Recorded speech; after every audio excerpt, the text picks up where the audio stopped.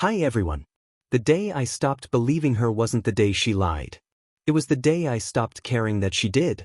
I'm watching Sarah wipe sweat from her neck in the kitchen, her gym bag still slung over her shoulder. She's soaked through her sports bra, and there's something unsettling about the way she moves now. It's too deliberate, like she's on a stage I can't see. How was your workout? I ask, not looking up from my laptop. My voice feels hollow, a stranger's sound. Great. Really pushed myself today, she says. Her fingers are already on her phone, a constant twitch, checking messages. Always checking messages. Oh, Mark showed me this new routine for my glutes.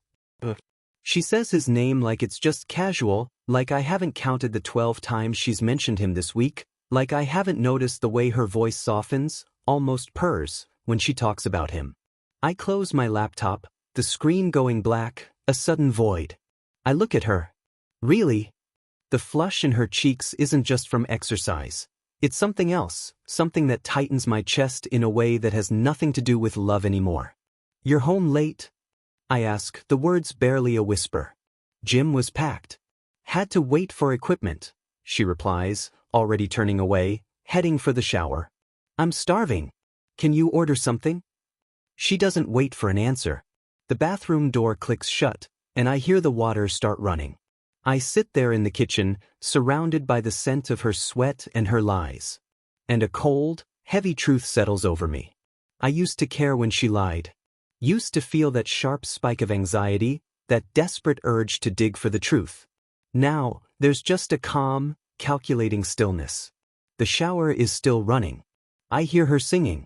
Actually singing, something she hasn't done in months. The sound makes my skin prickle, not because it's unpleasant, but because I know it's not for me. I open my laptop again and start typing. Not work emails. No, this is different. Background check services. Private investigators. The kind of people who turn suspicions into facts, and facts into undeniable evidence. By the time Sarah comes out of the shower, I've already sent 3 emails.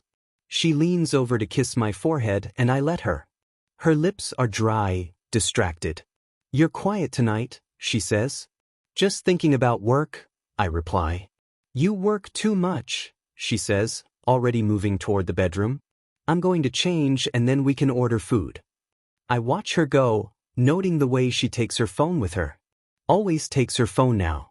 My phone buzzes. An email confirmation from Silent Witness Investigations. We've received your inquiry and will respond within 24 hours.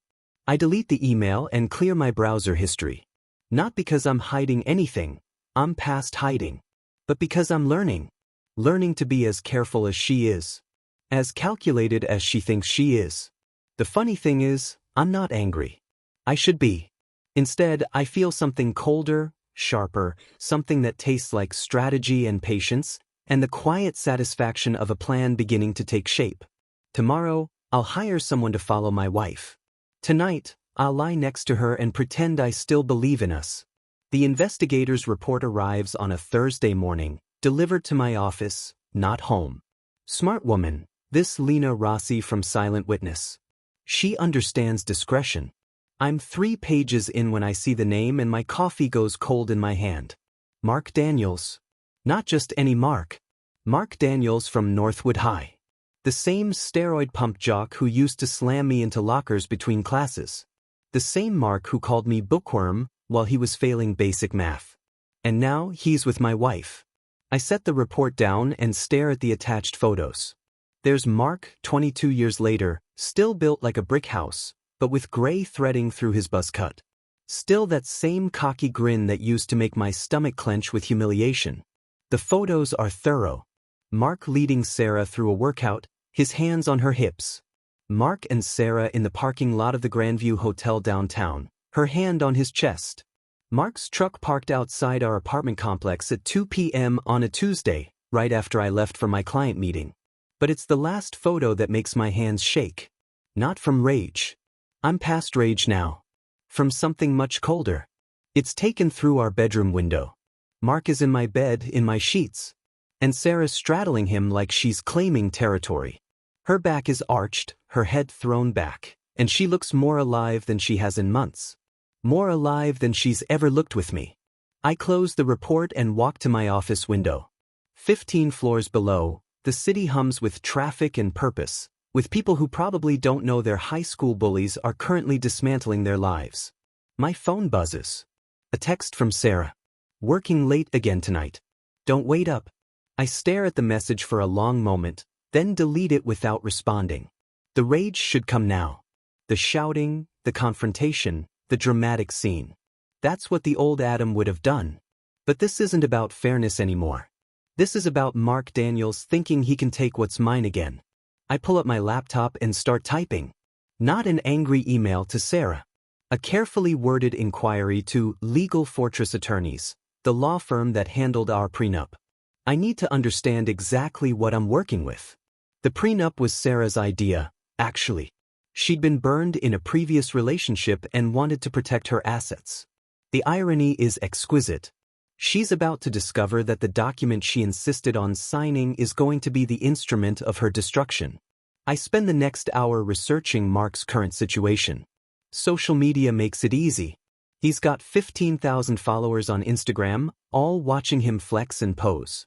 He's got a business license for Daniels Peak Fitness that was filed 6 months ago. 6 months.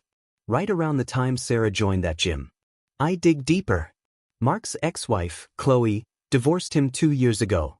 The court documents paint an interesting picture. Domestic disturbance calls, restraining order applications, a pattern of behavior that suggests Mark hasn't outgrown his high school tendency toward violence. Perfect. By the time I get home that evening, I've installed 3 new pieces of software on my computer. One tracks all internet activity on our home network. Another monitors phone usage. The third records audio from any device connected to our Wi-Fi. I'm done being the trusting husband. I'm done being the victim. The audio file arrives in my inbox at 3:47 a.m. on a Tuesday.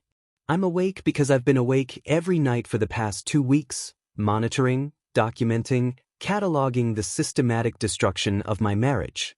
Lena Rossi's message is brief. Thought you should hear this. Recorded yesterday afternoon at the Grandview. I plug in my headphones and press play. God, I can't believe how good this feels, Sarah's voice says, breathless and satisfied. You deserve to feel good, Mark responds. You deserve someone who actually sees you. Adam doesn't see me anymore. He's so buried in his work. I'm like furniture to him, she continues. His loss. When we're together, when we finally do this right, he's going to know exactly what he lost, Mark replies. There's a pause, filled with intimate silence. About that, Sarah says, and something in her tone makes me lean forward. I talked to Diane at the firm. She thinks I could take him for at least half of everything. Maybe more if I can prove neglect. Neglect? Marcus? Emotional neglect. He works all the time, ignores my needs. Diane says I could make a case that he's basically abandoned the marriage, she explains. My blood goes cold. The prenup, the document she insisted on. How much are we talking about? Marcus? The apartment's worth $800,000. His business is probably worth twice that, plus his investments, his 401k, all of it. He's too spineless to fight. He'll hand me the house out of guilt, she says. Mark laughs, low and nasty. Spineless. Yeah, I remember that about Bookworm. Used to piss himself when I'd corner him by the lockers. You knew him in high school? She asks. Adam Thorne. Skinny little nerd who thought he was smarter than everyone else. I made his life hell for 2 years, he replies. And now you're his wife, Sarah says, her voice pleased, almost proud. Now I'm in his wife. And she's about to clean him out in divorce court, Mark responds. They both laugh and the sound makes my hands shake. Not from fear. I'm past fear now. From something much, much colder. He's so trusting, Sarah continues. So naive. He actually believes all my excuses. Last week I told him I was having dinner with my sister and he just nodded and smiled. What happens when he finds out? Marcus? He won't. And even if he does, what's he going to do? He's not the type to make a scene. He'll just shrink away like he always does, she answers. I remove the headphones and set them down carefully. My hands aren't shaking anymore. My mind is crystal clear, sharp as a blade. They think they know me. They think I'm still the scared kid from high school. Still the trusting husband who believes every lie. They're planning to destroy me. And they're laughing about it. But they don't know about the cameras. They don't know about the audio recordings. They don't know about the prenup clause that invalidates the entire document if either party commits adultery. Most importantly, they don't know that I stopped being a victim the moment I heard Sarah whisper, "I love you too," to another man. I open my laptop and start typing. A carefully worded inquiry to the law firm that handled our prenup, asking for clarification on the adultery clause. Then, I call Chloe Daniels. "Hello." Her voice is cautious. It's 4 a.m., but she answers anyway. "Chloe, this is the person who emailed you about Mark Daniels. I'm sorry to call so late, but I think I'm in trouble," I say. "What kind of trouble?" she asks. "Mark is involved with my wife, and I think they're planning to destroy me," I explain. There's a pause. When she speaks again, her voice is harder. "Where are you? We need to talk." The confrontation comes on a Saturday morning in October. I'm in my home office when I hear the front door open. "Adam!" Sarah's voice calls out, but it's different now, confident, commanding. "We need to talk." I save my work and close the laptop. Through the window, I can see Mark's black pickup truck in our driveway. I walk to the living room and stop in the doorway. Sarah is standing by the couch, arms crossed. Mark is beside her, bigger than he looked in the photos, his thick arms covered in tattoos. "Hello, bookworm," Mark says. That same nasty grin. "Mark," I reply, keeping my voice neutral. "It's been a long time. I see you've met my wife." "Oh, I've done more than meet her," he says. "We've been getting to know each other very well." He puts his arm around Sarah's shoulders, and she lifts her chin, meeting my eyes with a challenging gaze. "Adam, we need to talk about our situation," she says. "Her situation," I repeat. "The marriage is over," she states. "We both know it." Mark steps forward. "Here's how this is going to work. You've got two choices. You can be smart about this, or you can be difficult." "I'm listening," I say. "Option 1, you pack your bags and get out. Sign whatever papers Sarah's lawyer gives you, split everything 50-50 and disappear," he explains. "And option 2? I ask. Mark's grin widens. "Option 2 is you make this hard on everyone. You fight the divorce, make accusations, drag this out in court, and then Sarah and I make your life very uncomfortable." "Uncomfortable how?" I ask.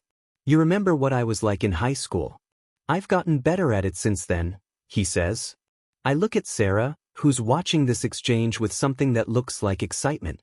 "What do you want, Sarah?" I ask. "I want you to be reasonable. We can both walk away from this with our dignity intact," she says. I nod slowly, like I'm processing their offer.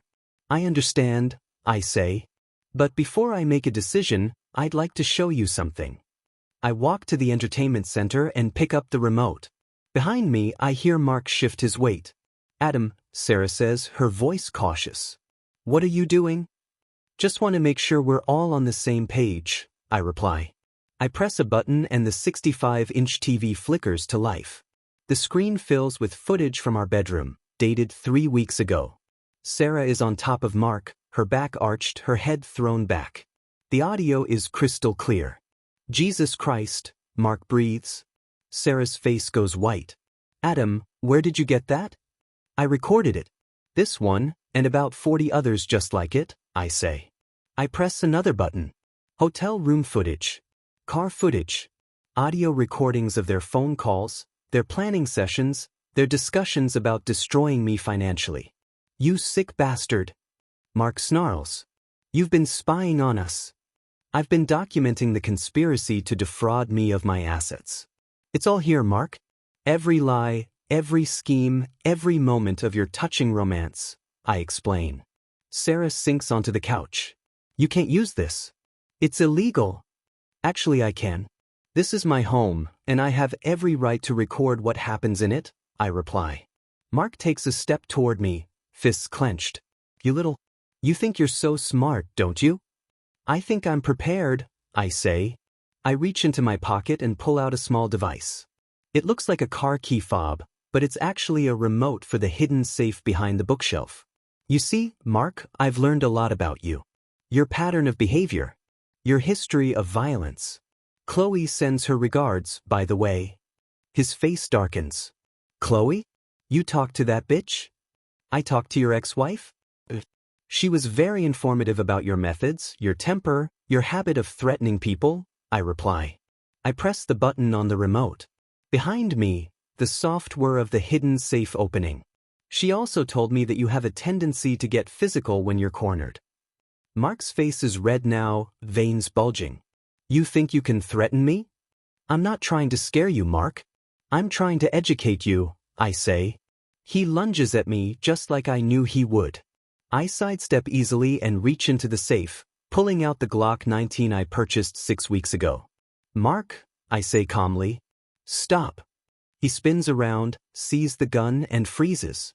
Sarah screams. Now we can discuss this like adults, or you can keep acting like the same bully you were in high school. Your choice, I say. You won't shoot me, Mark says, but his voice lacks conviction. You're right.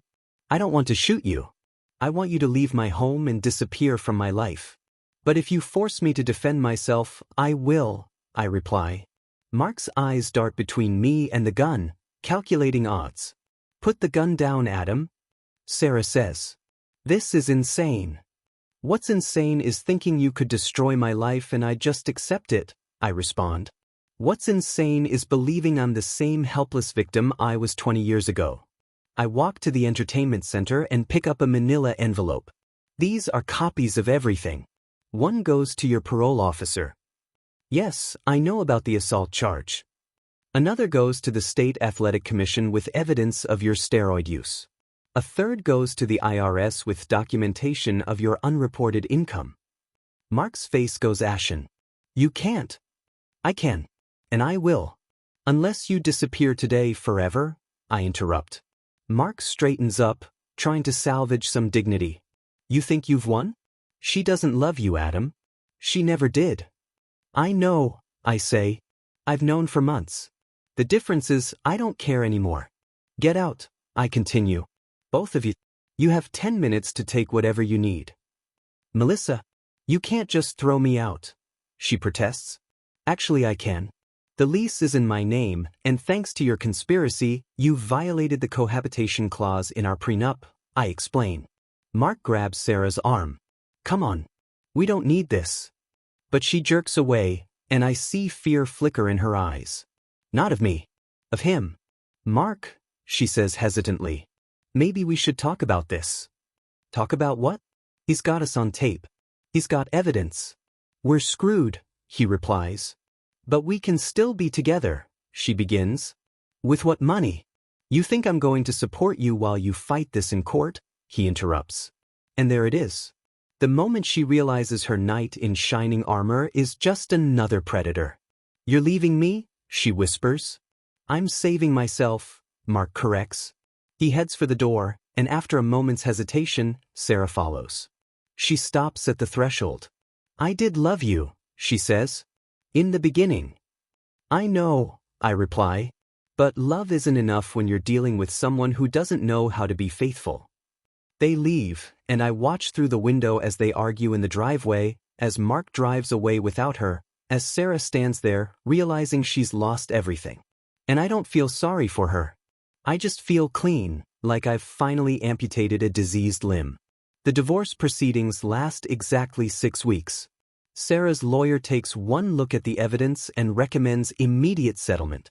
The recordings of Sarah discussing her plans to clean me out don't play well in family court.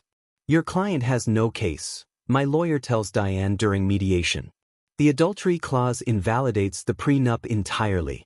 The conspiracy to defraud opens her up to criminal liability. Sarah sits across from me, looking smaller than I remember. She's lost weight, developed dark circles under her eyes. I'm willing to be reasonable, I say.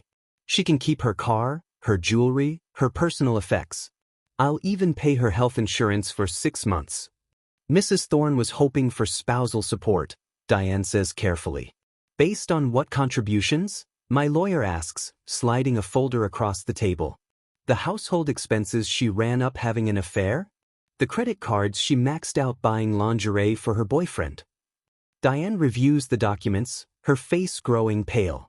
I need to confer with my client. They step outside. Through the window, I can see Sarah pacing, arguing with her lawyer.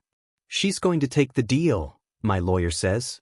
Diane's smart enough to know when a case is hopeless. And Mark? I ask. The police are interested in his business practices. Selling steroids without a prescription is still a federal crime, he replies. I watch Sarah through the glass, see the moment Diane delivers the bad news. Her shoulders slump, and she looks at me through the window. For a moment, I see something that might be regret. They return. Diane's face is professionally neutral, but defeated. My client accepts the terms, she says. But she'd like to make a statement. I want to say I'm sorry, Sarah says, looking at me directly. For all of it. For the lying, the cheating, the planning. I know it doesn't change anything, but I need you to know. I'm sorry. Noted, I say. I never meant for it to go as far as it did. Mark made me feel like I was worth something. I got caught up in that feeling, she continues.